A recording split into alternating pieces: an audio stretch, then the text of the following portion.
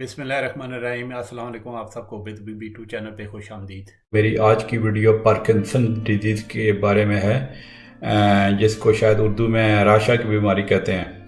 ये एक nervous system का प्रोग्रेसिव डिसऑर्डर है। मतलब जो है ना, जब ये स्टार्ट होता है तो फिर आस्ता आस्ता बढ़ता चला जाता है और इसमें आमतौर पे जो बॉडी की मूवमेंट्स पे, मतलब बॉडी की जो हरकत पे जो असर होता है, इसकी जो अलामात हैं बहुत स्लोली स्टार्ट होती हैं और कभी कभी इसके शुरू में अलामात का इतना ख़ास पता नहीं चलता, एक्सेप्ट के वो जो है ना आपका हो सकता है एक हाथ थोड़ा उसमें ट्रेमर आ जाए, यानी कि थोड़ा वो कांपना शुरू कर दे।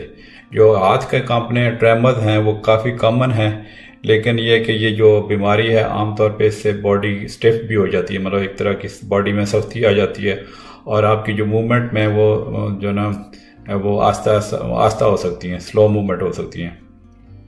शुरू में जब ये पार्किंसन की बीमारी लगती है तो आपका जो जो जिस बंदे को ये होती है तो उसमें जो उसका चेहरा जो है उसमें वो एक्सप्रेशन लेस हो जाता है या बहुत थोड़े उसमें एक्सप्रेशन आते हैं। और जब नॉर्मली क्या होता है कि जब बंदा चलता है तो साथ साथ बाजू भी हरकत करते हैं। तो जो पार्किंसन डिजीज़ के पेशेंट होते हैं उसमें ये होता है कि हो सकता है आपके बाजू की मूवमेंट बहुत कम हो, ठीक है। और जो है इसमें इंसान की जो स्पीच पे भी असर होता है और जो उसको इंग्लिश में तो हम उसकी स्लर्ड स्पीच कहते हैं, मतलब यह ना कि वो इस तरह बोलेगा हो सकता है आपको बंदे की जो बात है ना इस मरीज़ की समझ ही ना आए।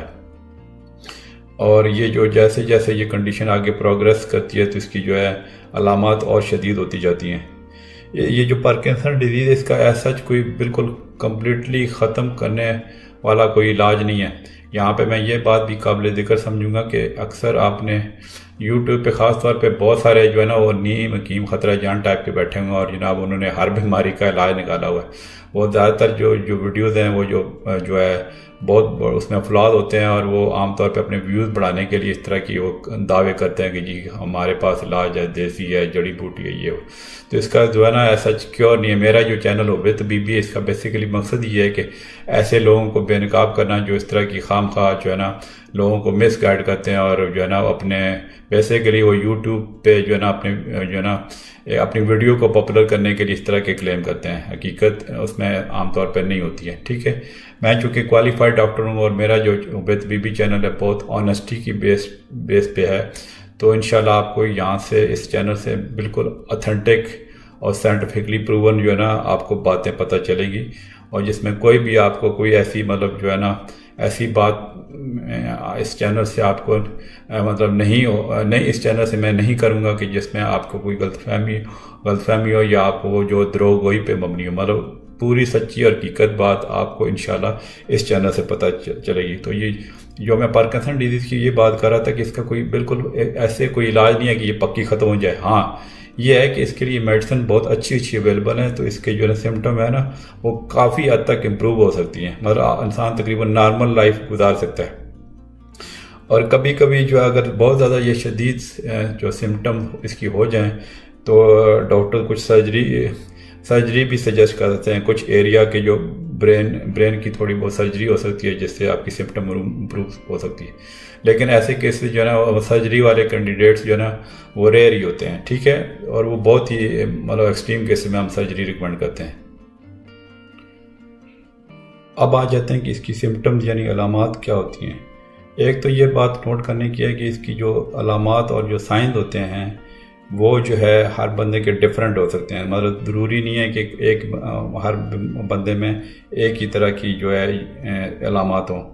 और जैसा मैंने शुरू में बोला है कि इसके जो अर्ली साइन है वो बहुत माइल्ड किस्म के हो सकते हैं और बंदे को हो सकता है पता भी ना चले कि उसको पार्किंसन डिजीज़ हुई है। आमतौर पे इसकी जो अलामात हैं वो बॉडी की एक साइड से शुरू होती हैं और उसी साइड पे वो ज़्यादा वर्स हो जाती हैं। मतलब ये है कि लेट्स से कि एक साइड से उसकी सिम्टम शुरू हुई हैं तो वो उसी साइड पे वर्स हो जाती हैं इससे पहले कि दूसरी साइड पे अलामात शुरू हों, ठीक है। और इसमें जो अब मैं इंडिविजुअल इसके साइन एंड सिम्टम में बता देता हूँ कि क्या क्या इसमें अलामतें होती हैं। एक तो जो सबसे बड़ी इसकी जो ज़्यादा कॉमन अलामत है वो ट्रेमर उसको कहते हैं, मतलब हाथ का कांपना, मतलब जिसको शेकिंग भी कहते हैं। ये आमतौर पे एक लिम्ब में, मतलब ये है कि एक बाजू में या उसमें टांग में स्टार्ट हो सकता है। आम तौर पे ये हाथ में या मतलब उंगलियों में स्टार्ट होता है जो हमारा कांपना। टांग भी कांप सकती है, लेकिन ज़्यादातर जो इसकी सिम्टम है ना वो हाथ का कांपना है।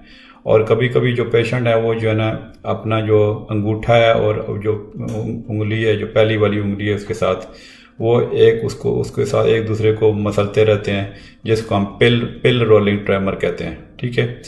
और इवन ये जो आपका जो हाथ है वो बिल्कुल रेस्टिंग स्टेज में, और ये नहीं है कि आप काम करते हुए कांपता है, आपका बिल्कुल रेस्ट भी कर रहे हो, आराम से बैठे हो, तब भी आपका हाथ कांप सकता है। फिर जो दूसरी इसकी सिम्टम है उसको हम अपनी मेडिकल टर्मिनोलॉजी में कहते हैं ब्रेडिकाइनेरिया।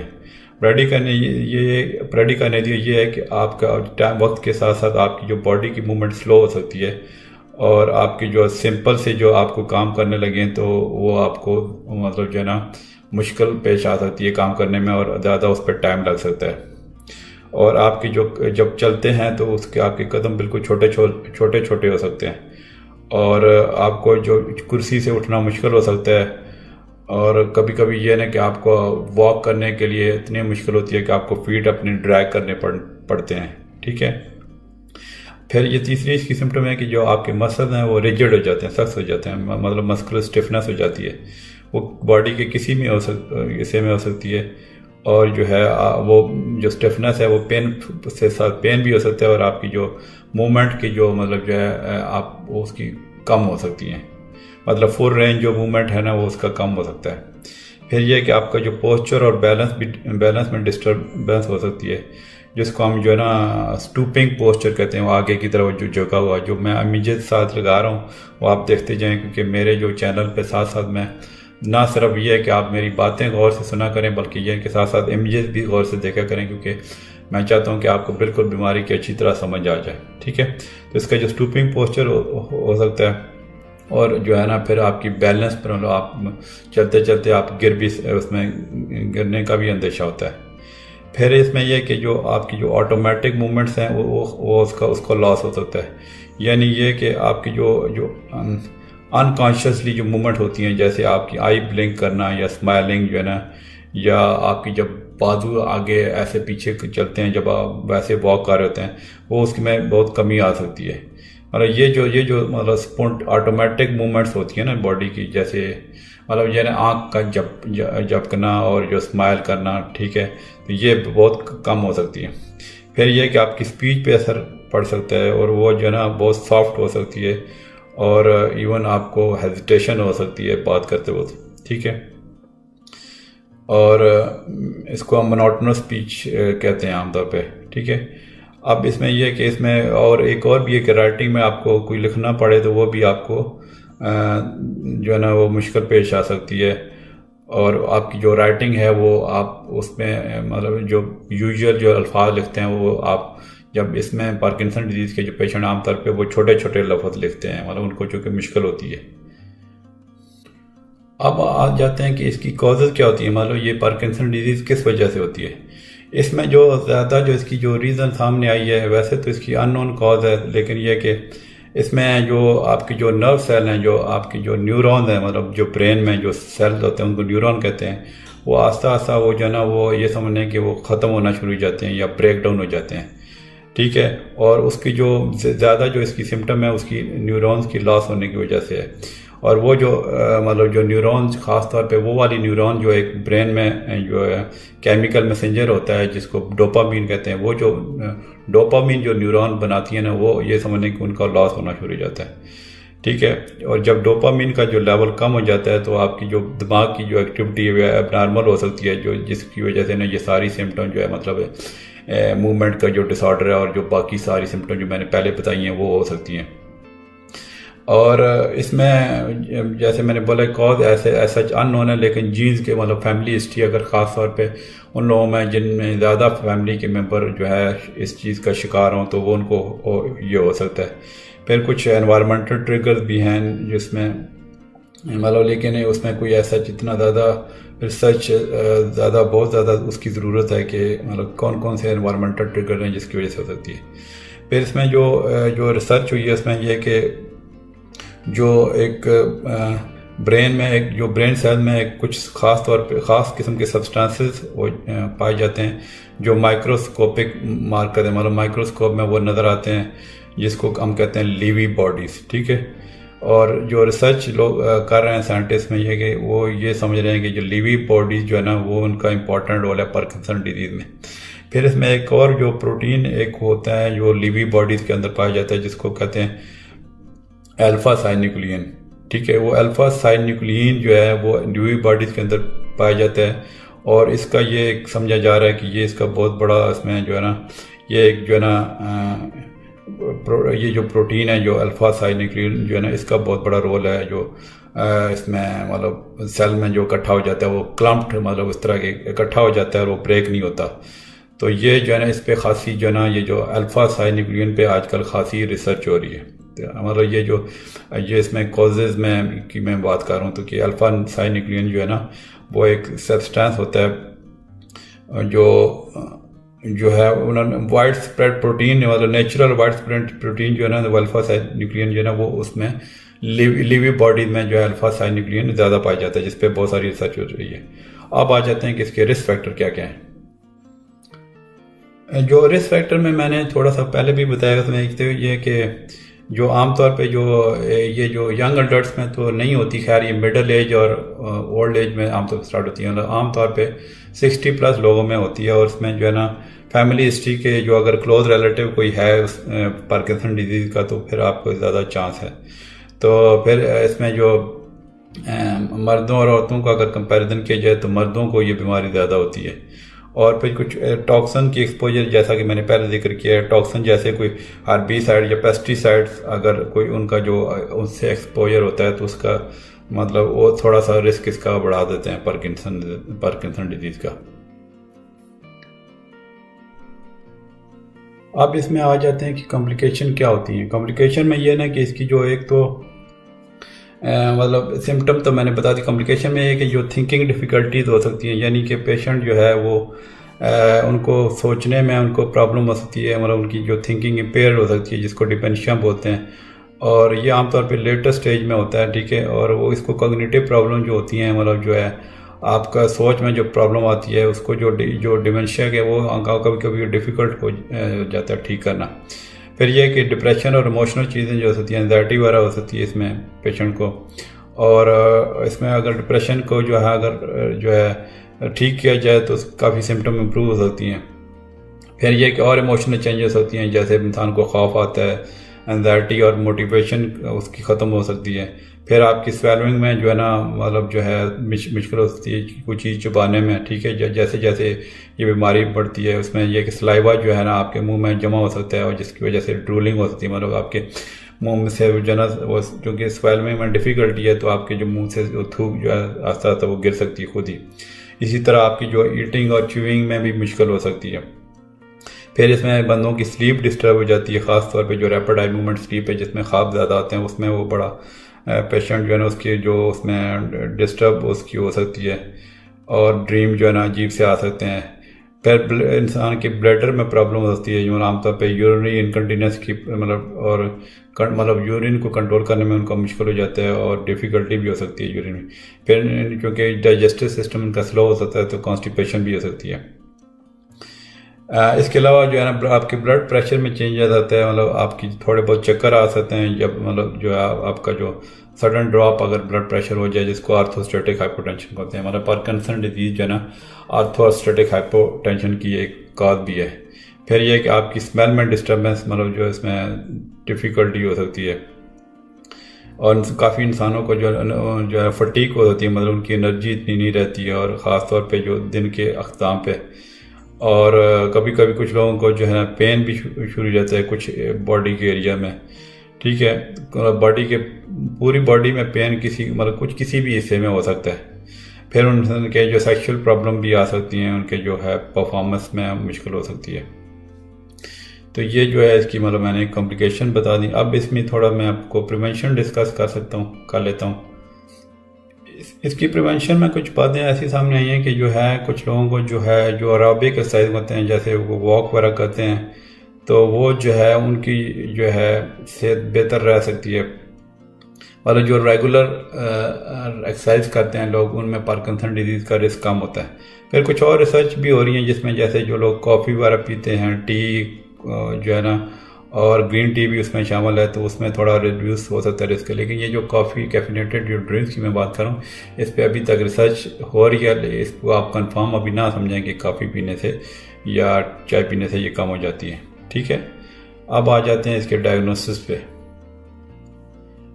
इसकी जो डायग्नोसिस आमतौर पे जो पेशेंट की जो टिपिकल जो हिस्ट्री और उसका जो एग्जामिनेशन पे न्यूरोलॉजिकल एग्ज़ाम पे जो डायग्नोस करते हैं, ठीक है। और फिर यह कि इसमें एक स्पेसिफिक जो single photon emission computerised tomography SPECT जिसको स्कैन कहते हैं जो है वो जिसको हम डोपामीन ट्रांसपोर्टर स्कैन भी कहते हैं, वो जो है वो करवा सकते हैं। लेकिन यह कि इसमें ये होता है कि जो इसकी जो न्यूरोलॉजिकल जो सिम्टम्स होती हैं उसी पे बेसिस पे ज़्यादा डायग्नोसिस होता है। तो आमतौर पे जो ना ये डोपामीन ट्रांसपोर्टर स्कैन कराने की ज़रूरत नहीं पड़ती। फिर ये कि अगर डॉक्टर को लगे कि किसी कोई डायग्नोसिस में डाउट है तो और MRI वगैरह भी और ब्रेन का अल्ट्रासाउंड या पेट स्कैन भी करवा सकते हैं। फिर यह कि इसमें जो डायग्नोसिस में एक ड्रग आती है, इसके कार्बिडोपा लीवोडोपा जो सिनेमेट के नाम से आती है, वो बेसिकली इसकी ट्रीटमेंट जो मैं आगे चल के बताता हूँ, इसकी ट्रीटमेंट में भी वो शामिल है। लेकिन जो इसको एक तरह का जब वो देते हैं एक तरह की ट्रायल के बेसिस पे कि अगर सिम्टम इम्प्रूव हो रही हैं तो वो एक तरह का डायग्नोस भी कंफर्म हो जाता है कि ये जो ना पेशेंट को पार्किंसन डिजीज़ है। तो कभी कभी जो ना इसके जो पार्किंसन डिजीज़ का डायग्नोसिस मुश्किल हो जाता है और काफ़ी टाइम लग जाता है इसको डायग्नोस करने में, क्योंकि इसकी सिम्टम जो है ना, मैंने बताया ना कि हर इंसान में टिपिकल उसकी सिम्टम नहीं होती, तो इस वजह से इसका कभी कभी डायग्नोसिस में टाइम लग जा सकता है। अब आ जाते हैं इसकी ट्रीटमेंट पे। अब इसकी ट्रीटमेंट में जैसा कि मैंने पहले वीडियो अगर आप गौर से देख रहे हैं सुन रहे हैं, तो उसमें यह कि जो मैंने बताया ना कि जो लोग जो एरोबिक एक्सरसाइज वगैरह करते हैं तो वो जो है उनकी सिम्टम्स बेहतर हो सकती हैं, मतलब उनकी एक तरह की प्रिवेंशन भी थोड़ी बहुत हो सकती है। तो हम रिकमेंड करते हैं कि उसके रेगुलर एरोबिक एक्सरसाइज करने की लाइफस्टाइल चेंज मतलब उसका करें, ठीक है। और फिर यह कि फिजिकल थेरेपी जो भी है वो भी इसमें रिकमेंड की जा सकती है। और अगर आपको कभी कभी हम स्पीच लैंग्वेज पैथोलॉजिस्ट के पास भी रेफ़र किया जा सकता है, जिसमें कि आपकी स्पीच प्रॉब्लम ठीक हो सके, ठीक है। अब इसमें आप मेडिकेशन की तरफ आ जाते हैं। एक तो पहले जैसे मैंने बताया ना कि जो इसका जो कोई ऐसा क्योर नहीं है जो, लेकिन जो मैं मेडिसिन अभी मैं बताने लगा हूँ काफ़ी आपकी जो सिम्टम इम्प्रूव कर सकती हैं। ख़ास तौर पे जो वॉकिंग और मूवमेंट और ट्रेमर की प्रॉब्लम है तो वो जो है वो इम्प्रूव हो सकती हैं।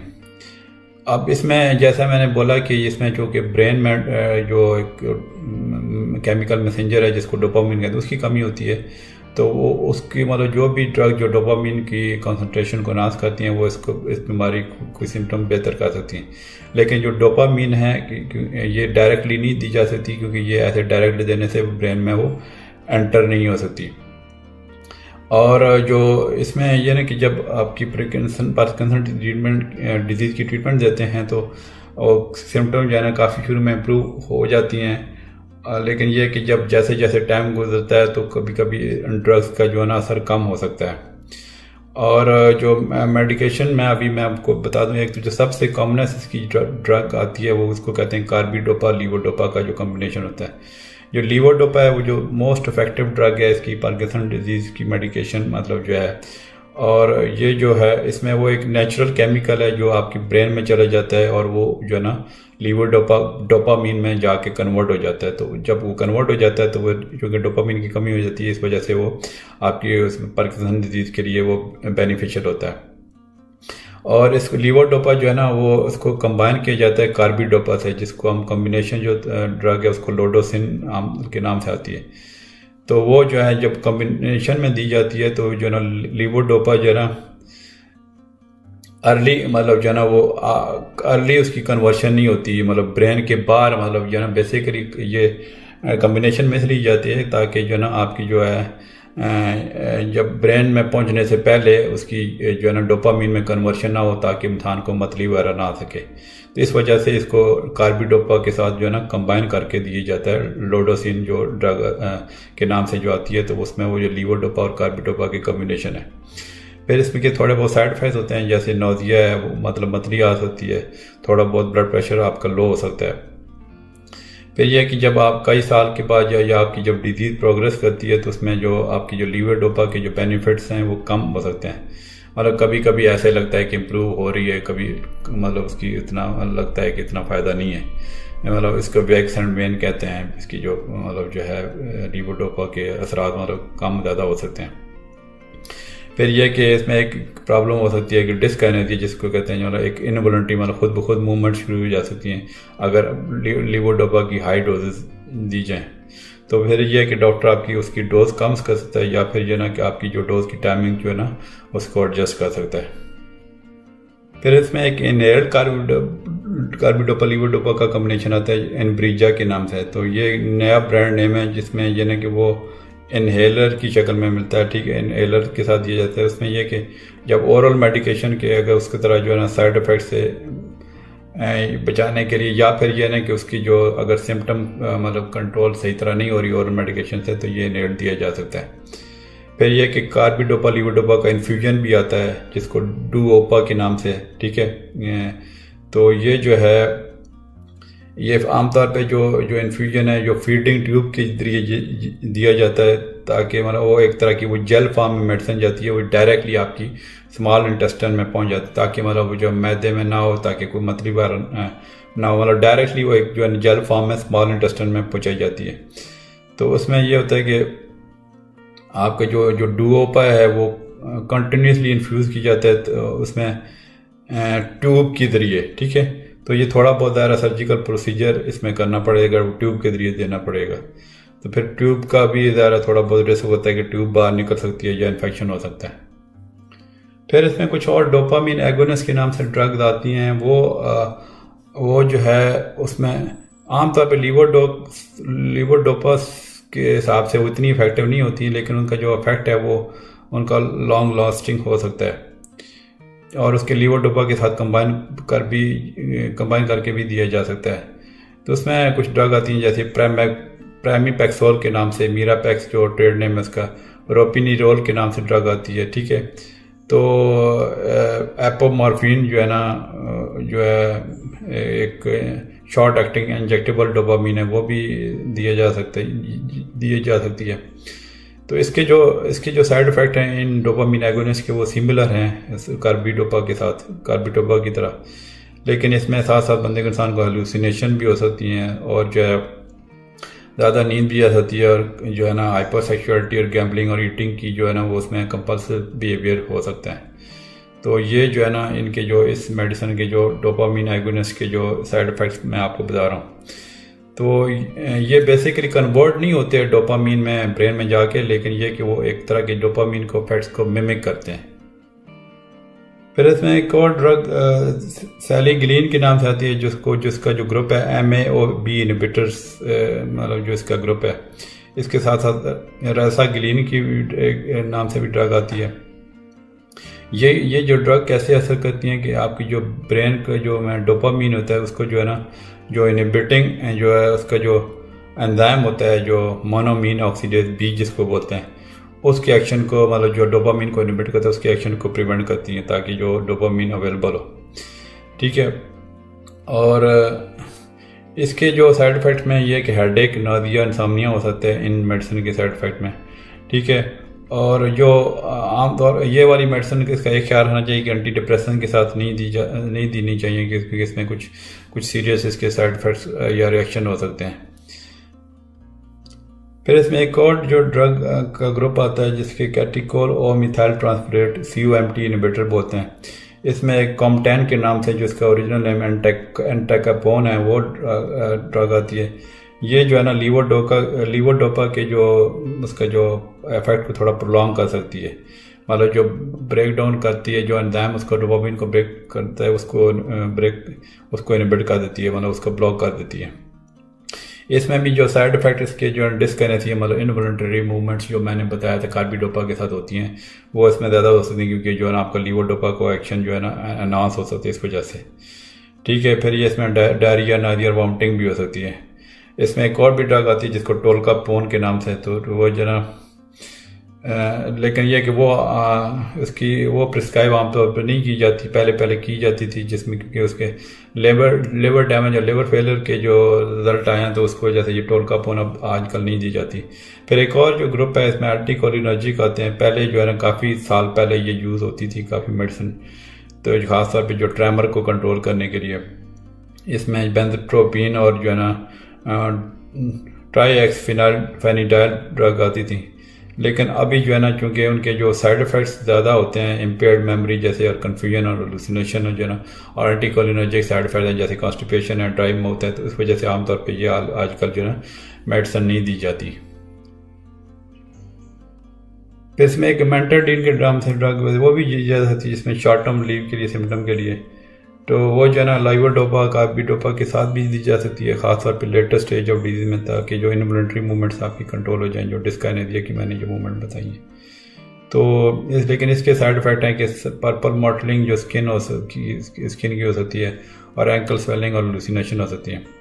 फिर इसमें एंड पे मैं बताना कि डीप ब्रेन स्टिमुलेशन में एक टेक्निक आती है जिसमें यह होता है कि आपका जो सर्जन जो है ना वो इलेक्ट्रोड इम्प्लांट कर देते हैं आपकी जो ब्रेन के खास एरिया में। तो वो जो है वो इलेक्ट्रोड जनरेटर के साथ कनेक्ट हो जाते हैं, जो आपका जो चेस्ट की खास तौर पे जो कॉलर बोन के साथ उसको जो है ना वो कनेक्ट किया जाता है, जो उसका जो जनरेटर होता है, ठीक है। और वो जो है उसकी सिम्टम्स को ना रिड्यूस कर सकती हैं। लेकिन आमतौर पे ये जो है ना ये एडवांस स्टेज की डिजीज़ में ये जो है ना ट्रीटमेंट दी जाती है। अब इसके कुछ लाइफस्टाइल एंड होम रेमेडीज़ में बता देता हूँ मैं कि एक तो पहले तो हम रिकमेंड करते हैं कि हेल्दी ईटिंग करें, जैसे जो आपकी जो डाइट है फाइबर में उसमें ज़्यादा होना चाहिए, और आपकी जो उसमें आपको डिहाइड्रेशन ना दें, पानी पीते रहें, ठीक है, ताकि आपकी कॉन्स्टिपेशन वाला ना हो, ठीक है। और फ्लूइड मतलब आपकी इंटेक सही होनी चाहिए। फिर यह कि जो बैलेंस डाइट में जैसे जो ओमेगा 3 फैटी एसिड्स जो है आते हैं, जो है काफ़ी मतलब उनका आजकल मतलब जिक्र होता है डिफरेंट जो है साइंटिफिक उसमें मतलब मेडिकल के हिसाब से जो डिजीज डिस्कस की जाती है, तो ओमेगा 3 का काफ़ी रोल है, तो इसमें भी ये बेनिफिशियल हो सकते हैं। फिर ये कि एक्सरसाइज का प्रोग्राम आप फिजिकल थेरेपिस्ट के साथ स्टार्ट कर सकते हैं। उसमें यह कि ओवरऑल आपका जो एक्सरसाइज जो है ना और डिप्रेशन एंजाइटी को भी रिड्यूस कर सकती है। उसमें वॉक भी कर सकते हैं, स्विमिंग, गार्डनिंग और जो ना वाटर एरोबिक्स, स्ट्रेचिंग भी कर सकते हैं। फिर ये कि इसमें आप चूँकि बैलेंस को ये पार्किंसन डिजीज डिस्टर्ब कर सकती है, तो आपको वॉक करने में तो काफ़ी एहतियात करनी चाहिए। एक तो ये कि आपको तेज़ नहीं चलना, ठीक है, और जो है जब कोशिश करें कि आपकी जब वॉक करें तो पहले आपकी जो हील नीचे लगे, ठीक है। और अगर आपको जो है शफलिंग जो इसका जो गेट होता है उसमें अगर आपको इस तरह आ रहा है जो मतलब छोटे छोटे कदमों के साथ, तो वो जो है ना आप उसमें आप थोड़ा स्टॉप करके भी और फिर रुक के और फिर चलना आस्ता आस्ता स्टार्ट कर सकते हैं। और आप मतलब जो है उसमें कोशिश करें कि आप जब चलते हो बिल्कुल सामने देखें, नीचे ना देखें, मतलब ये ताकि आप गिरने से बच सकें। और ये ना इसमें फॉल्स का क्योंकि ख़तरा होता है, ठीक है, तो उसमें आपको काफ़ी एहतियात करनी पड़ेगी। जैसे मिसाल के तौर पे ये है कि अगर लट से कि आपको मुड़ना पड़े तो एकदम से आपने पाँव पे नहीं मुड़ना और आगे जाके तरह के यू टर्न लेके आना है, और आपकी जो वज़न है वो आपके दोनों पाँव पे सही तरह पड़ना चाहिए और आगे झुकने की कोशिश ना करें, ठीक है। और कोशिश करें कि आपको जब चलें तो उसके साथ आपके जो है ना चीज़ें ना हों, ठीक है। और ऐसे पीछे अचानक इस तरह चलने की ज़रूरत नहीं है, आप जो वॉकिंग बैकवर्ड जिसको कहते हैं। फिर यह कि इसमें जो डेली जो एक्टिविटीज़ हैं जैसे ड्रेसिंग है, ईटिंग है, बाथिंग है, उसमें भी आपको मुश्किल हो सकती है, तो ऑक्यूपेशनल थेरेपिस्ट जो है ना वो आपकी इस सिलसिले में हेल्प कर सकता है ताकि आपकी लाइफ ईजी जाए।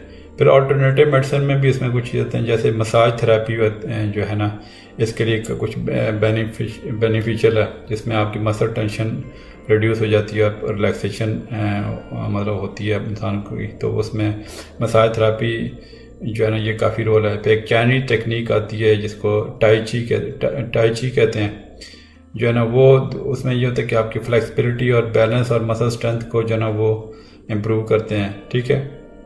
वो टाइची से आपकी फॉल्स भी रिड्यूस हो सकती हैं। और जो है मतलब उसमें कुछ स्टडी हुई है कि जो जिनको ज़्यादा मतलब थोड़ी बहुत पार्किंसन प्रॉब्लम मतलब एडवांस स्टेज पे नहीं है तो ये टाइची हेल्प कर सकती है। फिर कुछ लोग योगा भी करते हैं जिसमें जेंटल स्ट्रेचिंग जो मूवमेंट्स होती हैं तो वो भी आपको रिड्यूस हो सकती है। तो फिर मेडिटेशन वगैरह है कुछ, उसमें मतलब ये ना कि ये ऐसी कुछ चीज़ें हैं जो भी आपके पोस्चर को और वॉकिंग को इम्प्रूव कर सकते हैं, तो आपके जो है ना उसमें इसमें बैलेंस में आपकी इम्प्रूवमेंट हो सकती है। मुझे उम्मीद है कि आपको ये वीडियो पसंद है। ये टॉपिक बहुत लंबा टॉपिक है, मैंने काफ़ी मुख्तसर करने की कोशिश की है। इंपॉर्टेंट आपको बातें बताऊँ पेशेंट के जो आम बंदे को जानना ज़रूरी है, ठीक है। मतलब कोशिश जो बेसिकली आपकी ये होनी चाहिए कि आप चूँकि इसमें बैलेंस ख़राब होने का रिस्क होता है, आप कोई भी जो मेथड है जिसमें आपका बैलेंस ठीक रह सके वो आप कर सकते हैं। तो अभी तक अगर आपने मेरा चैनल सब्सक्राइब नहीं किया तो ज़रूर करें और बेल के आइकन को ज़रूर क्लिक करें ताकि हर आने वाली वीडियो का आपको नोटिफिकेशन डायरेक्टली यूट्यूब की तरफ से मिल जाए, ठीक है। और आपको अगर मेरी ये वीडियो पसंद आई है तो लाइक करना ना भूलें और दोस्तों और फैमिली के साथ ज़रूर शेयर करें और कोशिश करें कि सोशल मीडिया जैसे फेसबुक ट्विटर पे शेयर करें ताकि दूसरे लोगों की भी हेल्प हो सके, ठीक है जी। इंशाल्लाह मिलते हैं अगली वीडियो में। अल्लाह हाफिज़।